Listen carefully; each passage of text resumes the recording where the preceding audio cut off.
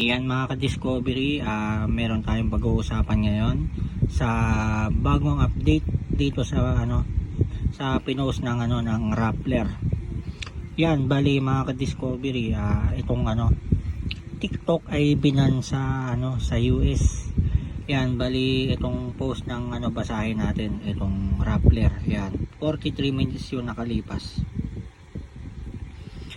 TikTok goes dark in the US. American TikTok users can no longer access the app.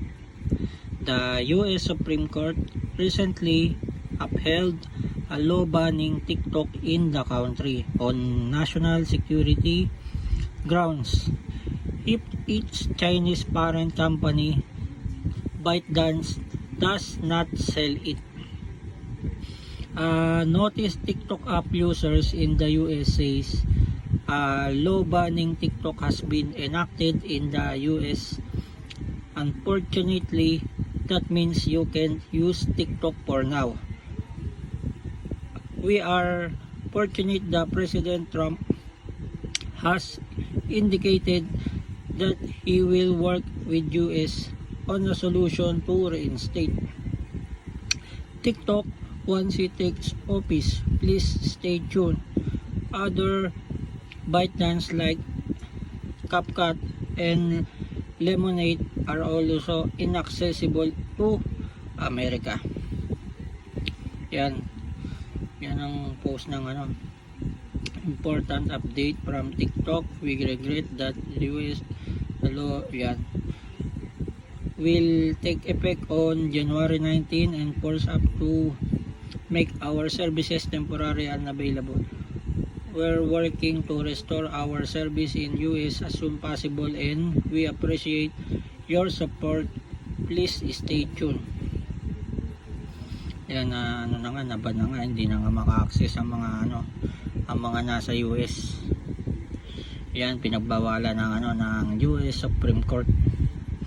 Ang dahilan nila, recently TikTok in the country on national security grounds if it's Chinese. Yan, about sa national security. Yan, kasi yan, ang US ay napakamaingat sa pagdating sa national security nila, kasi alam nyo naman yung nangyari nung nakaraan kay President Donald Trump na inassassin siya nung na binaril siya pero nadaplisan siya. Yan, di siya napuruhan. Bali mga ka-discovery, yan, pinagbawalan na ng US Supreme Court. Yan, inorderan yung na pagbawalan kasi ang may gawa yata ng ng TikTok ay yung yung Chinese. Yan, ang US ay napakamaingat niyan sa national security. Nasa kanila nga yung yung pinaka malaking intelligence, CIA. Yan, Central Intelligence Agency. Yan, bali ito na nga ang update ngayon. Naban na yung TikTok, kasi sa TikTok nakikita kasi lahat.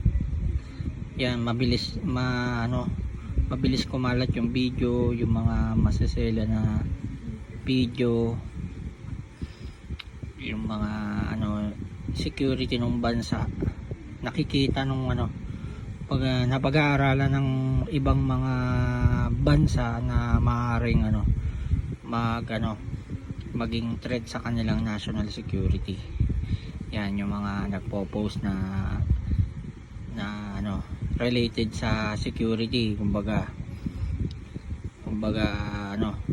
post lang ng post, pero hindi na mapigilan yung mga tao na hindi nila alam pwedeng maging threat sa national security ng US yung, kaya siguro naisipan nila na iba na to, kasi yung yung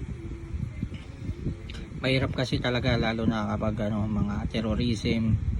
Yan, mga terorista, alam mo naman ng US marami ng tumatarget yan ng mga terorista, lalo na nung 11/11, yung yung building, yung pinakamataas na building inatake ni Bin Laden. Maraming mga security reasons kaya ang US ay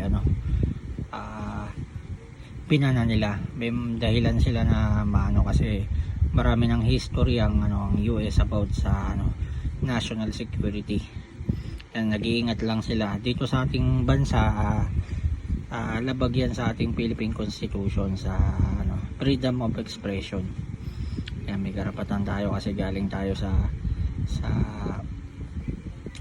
martial law. Yan, na may karapatan ng ang mga taong magpahayag. Dito kasi ang pinag-uusapan na dito is yung national security, lalo na US ang pinakamalakas na bansa. Yan, saka sila yung tinatarget ng mga ng mga terorista kasi nasa kanilang ang pinakamalaki, pinakamayaman na bansa. Yan, yung mga CIA nandiyan nakabantay yan sa national security ng ng Amerika. Yan mga ka-discovery, yan yung ating update sa post ng Rappler na nakuha rin nila dito sa sa pinost ng US na ban na nga yung TikTok. Yan, binan ng US Supreme Court. Yan, order yan ng US Supreme Court. Ibig sabihin dumaan sa korte yung pagban dyan. Yan mga ka-discovery, hanggang dito na lang ang ating vlog dito sa update dito sa sa pagban sa TikTok sa US. Yan, hanggang dito na lang sa muli. Thank you for watching.